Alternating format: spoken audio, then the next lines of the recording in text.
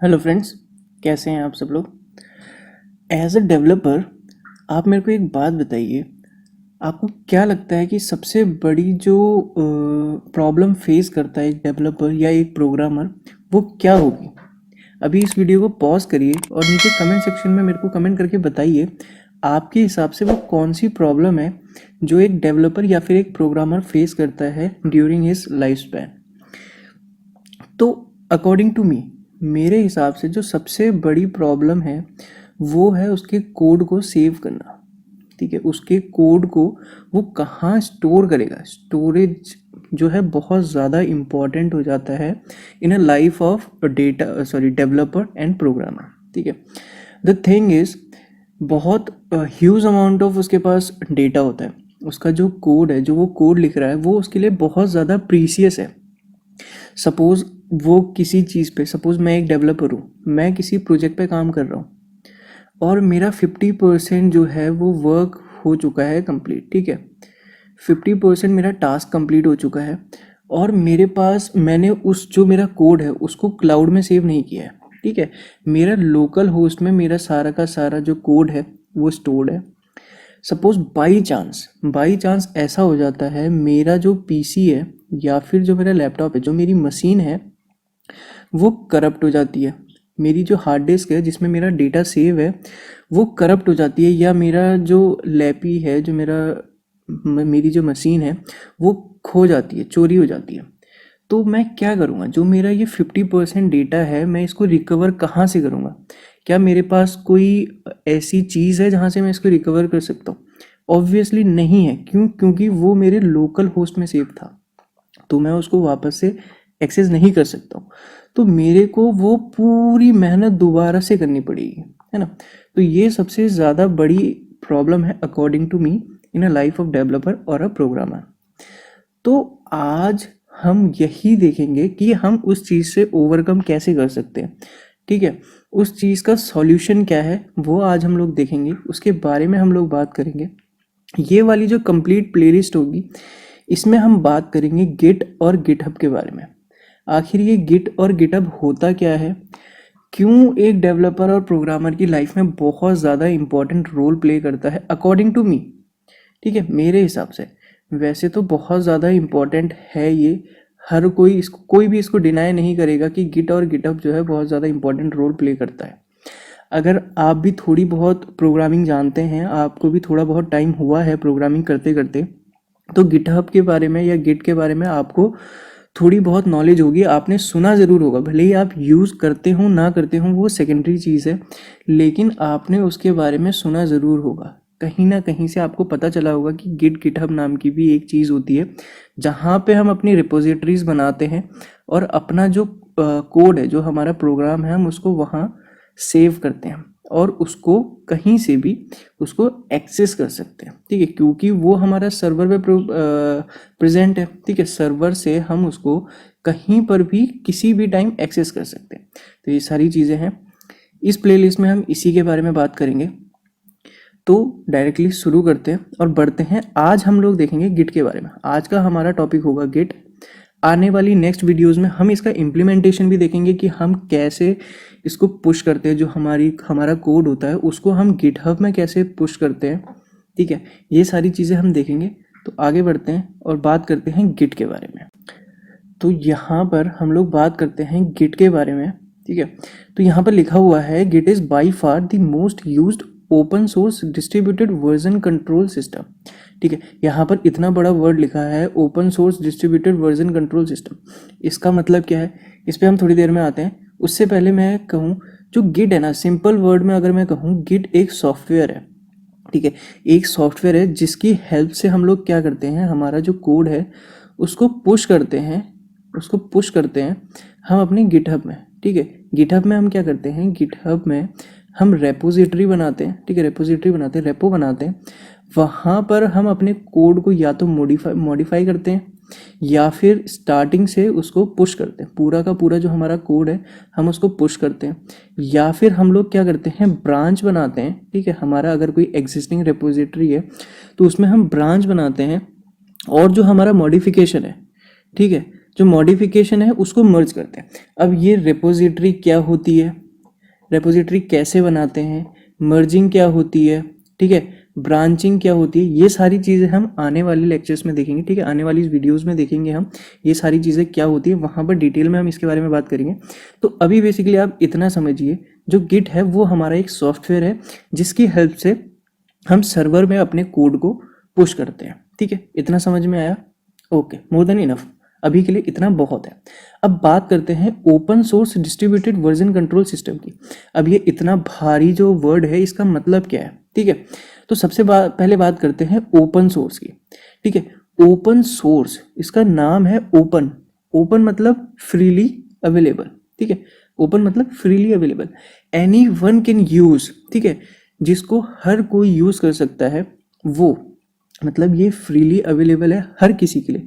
You don't have to pay anything at all, ठीक है, आप फ्रीली इसको एक्सेस कर सकते हैं, आप वहाँ पे अपना अकाउंट बना सकते हैं और फ्रीली आप अपने कोड को वहाँ पर पुश कर सकते हैं ताकि आप उसको फ्यूचर में यूज़ कर सकें कहीं से भी और कभी भी, ठीक है। तो ये इसका मतलब है, आप उसको मॉडिफाई कर सकते हैं और रीडिस्ट्रीब्यूट कर सकते हैं, ठीक है। इसका मतलब हो गया ये हमारा ओपन सोर्स, ये जो हमारा इतना वर्ड है इसका मतलब ये हो गया, ठीक है। अब आते हैं वर्जन कंट्रोल सिस्टम की। अब आई थिंक VCS के बारे में आपको पता होगा, वर्जन कंट्रोल सिस्टम क्या होता है। वर्जन कंट्रोल सिस्टम एक सॉफ्टवेयर टूल है, ठीक है, जो क्या करता है, जो हमारा कोड है उसमें जो हम मॉडिफिकेशन कर रहे हैं उन सारी चीज़ों को मैनेज करने का काम, देखने का काम, ये सारी चीज़ें करता है, ठीक है। और VCS की हेल्प से हम क्या कर सकते हैं, मल्टीपल मॉडिफिकेशन कर सकते हैं, ठीक है, पैरेलली। अब इसका मतलब क्या है, ठीक है, अभी मैंने बात की थी कि सपोज आप किसी, यहाँ पर मैं एग्जांपल देता हूँ, ठीक है, सपोज आप किसी फर्म में काम करते हैं, आप किसी कंपनी के लिए काम करते हैं और वहाँ पर आपको एक प्रोजेक्ट मिला है, ठीक है, आप प्रोजेक्ट पे काम कर रहे हैं और आपकी टीम है और उस टीम में 5 मेंबर हैं, ठीक है। अब ऐसा तो नहीं है कि एक प्रोजेक्ट एक अकेला बंदा कंप्लीट कर सके, ठीक है, क्योंकि कंपनी में जो होते हैं बहुत बड़े बड़े प्रोजेक्ट्स होते हैं, उनको एक बंदा हैंडल करना बहुत ज़्यादा ट्रिकी टास्क हो जाता है, मतलब नियर टू इम्पॉसिबल होता है एक प्रोजेक्ट को एक सिंगल बंदा हैंडल करे, ठीक है। तो उसमें डिफरेंट टीम्स होती हैं। सपोज आपकी टीम है, ठीक है, आपके पास प्रोजेक्ट आया, आपकी टीम में 5 मेंबर्स हैं, ठीक है। एक बंदे को वेब डेवलपमेंट मतलब जो फ्रंट एंड का काम है उसका मिला, दूसरे को बैक एंड का काम मिला, ठीक है। ऐसे करते करते करते जो 5 लोग हैं उनमें सारी चीज़ें डिस्ट्रीब्यूट हो गई, फ्रंट एंड में भी आधी चीज़ किसी को मिली, बैक एंड में भी आधी चीज़ किसी को मिली, कुछ पार्ट किसी को मिला, कोई कुछ हैंडल कर रहा है, कोई कुछ हैंडल कर रहा है, ठीक है।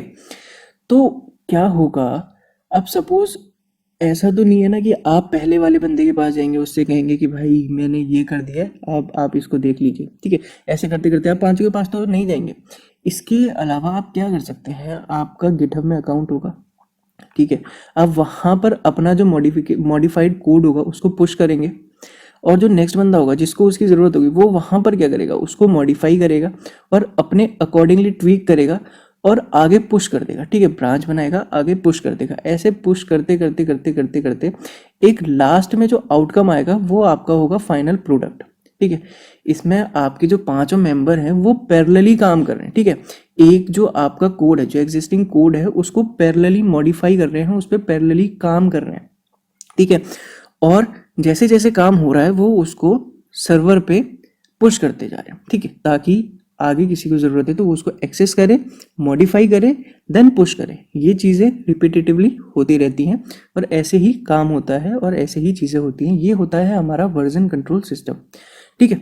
अब यहाँ पर डिस्ट्रीब्यूटेड भी लिखा है, वर्जन कंट्रोल सिस्टम से पहले एक डिस्ट्रीब्यूटेड वर्ड लिखा है। अब इसका मतलब क्या होता है भाई, VCS का मतलब तो बता दिया तुमने, डिस्ट्रीब्यूटेड का मतलब भी तो बताओ, डिस्ट्रीब्यूटेड वर्जन कंट्रोल सिस्टम क्या होता है, ठीक है। तो ये क्या है, जो हमारा गिट है ना, ये क्या करता है, हमें रिमोट रिपोजिटरी स्टोर करने की परमिशन देता है। मतलब ये क्या करता है, जो हमारी रिपोजिटरी होती है ना वो सर्वर में स्टोर होती है, वो हमारे लोकल होस्ट में तो स्टोर नहीं हो रही है ना, वो सर्वर में स्टोर होती हैं, वहाँ से हम उसका एक्सेस करते हैं, ठीक है। और कोई भी डेवलपर, ठीक है, कोई भी प्रोग्रामर या फिर कोई भी यूज़र उस कोड को एक्सेस कर सकता है मॉडिफिकेशन के लिए, ठीक है। यहाँ पर एक्सेस कर सकता है फॉर मॉडिफिकेशन के लिए, उसको कंप्लीटली चेंज नहीं कर सकता। सपोज मेरा कोड है या आपका कोड है, आपकी कोड को मैं मॉडिफाई कर सकता हूँ, लेकिन मैं आपके कोड को कम्प्लीटली चेंज नहीं कर सकता। वो आपका कोड आपका ही रहेगा, उसमें आपकी ही क्या कहते हैं, आपकी ही पावर रहेगी उसको कंट्रोल करने की, ठीक है। आप ही का कंट्रोल रहेगा आपके कोड में, ठीक है। मेरा कंट्रोल नहीं रहेगा, जस्ट मैं उसमें मॉडिफिकेशन कर सकता हूँ, ठीक है। मैं ब्रांच बना के उसको फोक करके, ये सारी चीज़ें क्या होती है हम आगे देखेंगे। यहाँ पर जस्ट आपको थोड़ा बहुत पता चल रहा है। जब हम इसको गिटहब अकाउंट जब हमारा बन जाएगा तब आपको चीज़ें क्लियर हो जाएंगी, ठीक है। अभी बस आप इतना समझिए कि हमारा एक सॉफ्टवेयर है जिसकी हेल्प से हम अपने कोड को पुश करते हैं सर्वर में, ठीक है। आई होप कि आपको ये चीज़ें समझ में आई होंगी। आगे बढ़ते हैं और हम देखते हैं कि आखिर हम लोग गिट का यूज़ क्यों करते हैं और हम गिट का यूज़ आखिर क्यों करें, ठीक है। हम अपने लोकल होस्ट में भी तो रख सकते हैं, अपने जो हमारा कोड है वहाँ पर ज़्यादा सिक्योर रहेगा, है ना। तो उस चीज़ को तो मैंने पहले बता दिया। सपोज़ आपका लैपटॉप जल गया, ठीक है, आपके बिल्डिंग में आग लगी, आपको कुछ नहीं हुआ क्योंकि आप बिल्डिंग में नहीं थे, ठीक है, किसी को कुछ नहीं हुआ। लेकिन आपका जो जिसमें आपका कोड था, ठीक है, जिसमें आपकी फाइल्स थी, वो लैपटॉप जल गया सपोज आपका, या फिर चोर आया, चोर ने चोरी करी, उसमें आपका लैपटॉप चला गया।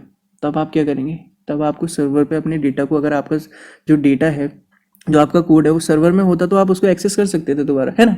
तो इसीलिए गिट का एक बेनिफिट तो यहाँ पर ये हो गया, ठीक है। दूसरा, अब हम यहाँ पर क्यों यूज़ करें गिट को, ठीक है। जो रियल लाइफ प्रोजेक्ट्स होते हैं ना, उसमें नंबर ऑफ डेवलपर्स होते हैं। अभी मैंने आपको पीछे एक एग्जांपल दिया था आपकी टीम और 5 मेंबर्स वाला, ठीक है। तो यहाँ पर हम उसी को ले रहे हैं। जो रियल लाइफ प्रोजेक्ट्स होते हैं, जो इंडस्ट्री बेस्ड प्रोजेक्ट्स होते हैं, जो आप अगर आप जॉब करते हैं या इन फ्यूचर आप जॉब करेंगे तो आपको प्रोजेक्ट्स मिलेंगे, तो उसके साथ साथ आपको एक टीम मिलेगी, ठीक है। उसमें आपके पास नंबर्स ऑफ डेवलपर्स होंगे जो आपके साथ एक प्रोजेक्ट पे एट द सेम टाइम काम करेंगे, ठीक है। तो उनके बीच में कोड शेयर करने के लिए, ठीक है, फॉर मॉडिफिकेशन हम लोग क्या करते हैं, वर्जन कंट्रोल सिस्टम का यूज़ करते हैं, ठीक है। जो गिट जो है वो हमारा एक वर्जन कंट्रोल सिस्टम है, ठीक है। हमें कन्वीनियंट प्रोवाइड करता है, हम अपने कोड को कहीं से भी कभी भी एक्सेस कर सके और कोई भी उसको एक्सेस कर सके फॉर मॉडिफिकेशन, ठीक है। चेंजेस करने के लिए नहीं, मॉडिफाई करने के लिए, ठीक है, उसको मॉडिफिकेशन के लिए, ठीक है। तो हम उसका गिट का यूज़ करते हैं, ठीक है। अब दूसरा पॉइंट है, Git allows user to modify their code revert to the older version, ठीक है। मतलब कि सपोज आप किसी प्रोजेक्ट पे काम कर रहे हैं, ठीक है, आपको क्या बोलते हैं, ऊपर से इंस्ट्रक्शन है, आपका कोड जो है हो चुका है, ठीक है, ऑलमोस्ट डन है। उसमें ऊपर से आपके पास इंस्ट्रक्शन आए कि नहीं भाई, इसमें ये वाला जो पार्ट है इसको चेंज करके आप इसमें कुछ और चीज़ें कर दीजिए, ठीक है। यहाँ पर चेंजेस कर दीजिए, थोड़े बहुत चेंजेस रिक्वायर्ड है, जो हमारा क्लाइंट है वो ये चेंजेस मांग रहा है, ठीक है।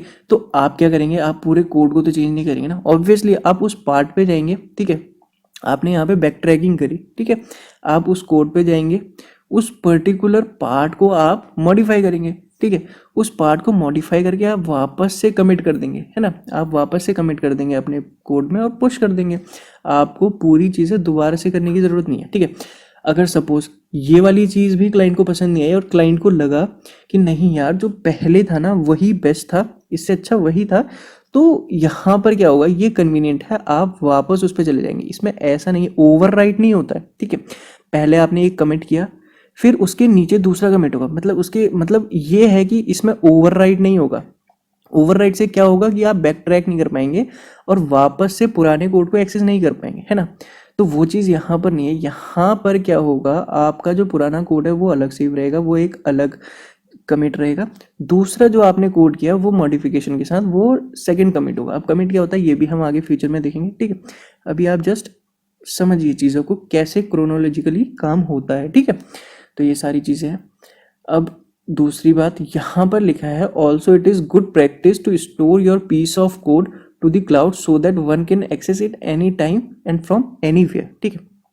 सपोज आप एक डेवलपर नहीं है, ठीक है, आप किसी इंडस्ट्री के लिए काम नहीं करते हैं, आप एक स्टूडेंट हैं, ठीक है, आप खुद से प्रोजेक्ट्स करते हैं, तो एक अच्छी प्रैक्टिस रहती है कि आप भी अपने जो कोड है, जो आपका प्रोजेक्ट्स हैं, उसको आप सर्वर में वो कर दीजिए, पुश कर दीजिए, ठीक है।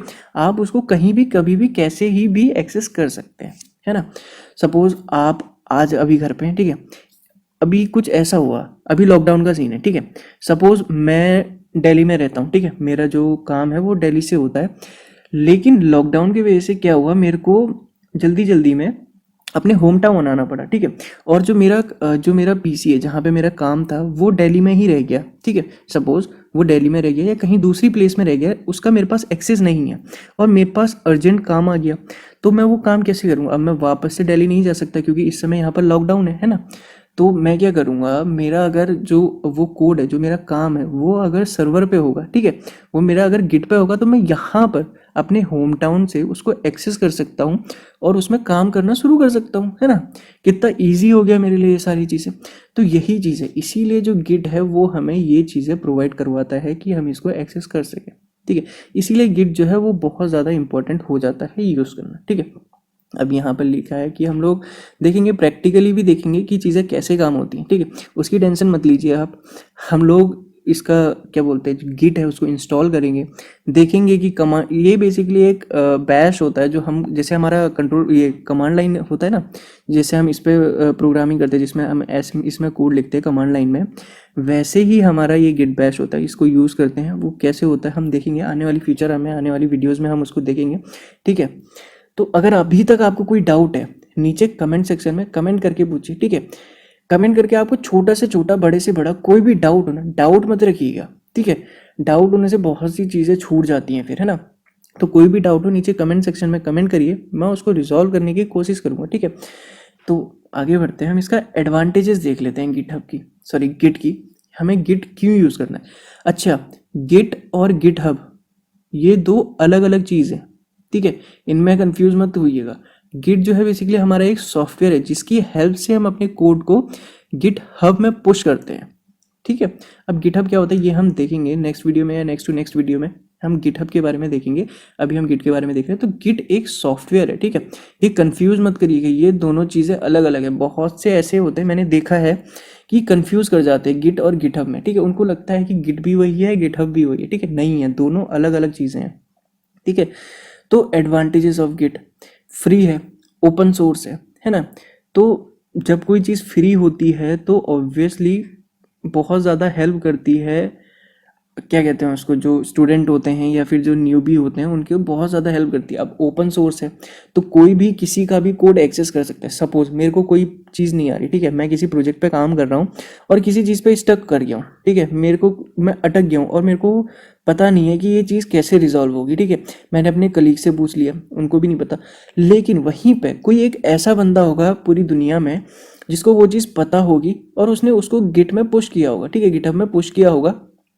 तो मैं क्या करूँगा, मैं सर्च करूँगा फॉर दैट पर्टिकुलर थिंग, ठीक है। मेरे को वो चीज़ हो सकता है गिटहब में मिल जाए, ठीक है। तो मैं क्या करूँगा, उसको चेक करूँगा और कंपेयर करूँगा अपने कोड के साथ कि मैं क्या गलत कर रहा था, है ना। तो ये सारी चीज़ें हैं, इसीलिए हम गिटहब का यूज़ करते हैं, गिट का यूज़ करते हैं, क्योंकि बहुत ज़्यादा कन्वीनियंट हो जाता है, फ्री है, तो आपको कोई दिक्कत है नहीं, आपको just you have to use it, ठीक है। अब बात करते हैं परफॉर्मेंस की, ठीक है। बहुत सारे हमारे पास VCS अवेलेबल हैं, लेकिन जो गिट है वो बहुत ज़्यादा, क्या कहते हैं उसको, इफ़ेक्टिव है, ठीक है, क्योंकि बहुत सारी चीज़ें हैं इसमें। इसके जो एडवांटेज है, जो इसके प्रोज हैं, वो बहुत ज़्यादा हैं, बहुत ज़्यादा। आप गूगल करेंगे ना इसके एडवांटेजेस, आपको जितने भी ब्लॉग मिलेंगे ना, उनमें कुछ ना कुछ आपको अलग ही मिलेगा। ऐसा नहीं होगा कि 5 ब्लॉग में आपको जो एडवांटेजेस हैं वो सेम ही मिल रहे हैं, ठीक है। ये मेरे को कुछ ऐसे लगते हैं जो बहुत ज़्यादा, क्या कहते हैं इसको, इम्पोर्टेंस है इनकी, एडवांटेजेस में आने ही चाहिए ये, तो मैंने यहाँ पर लिखे हुए हैं 4, ठीक है। वैसे बहुत सारे हैं, ओपन सोर्स ले लीजिए आप, फ्री तो है ही, ऐसे करते करते बहुत सी चीज़ें हैं, ठीक है, उनको छोड़ दीजिए। परफॉर्मेंस की बात करते हैं, ठीक है। परफॉर्मेंस बेसिकली इसकी, और जो क्या कहते हैं इसके कॉम्पिटिटर्स हैं ना, उनके रिस्पेक्ट में बहुत ज़्यादा बेहतरीन है। इसमें क्या है कि आपका जो कोड है, ठीक है, एक हायरार्की फॉलो करता है, ठीक है, एक हायरार्की फॉलो करता है।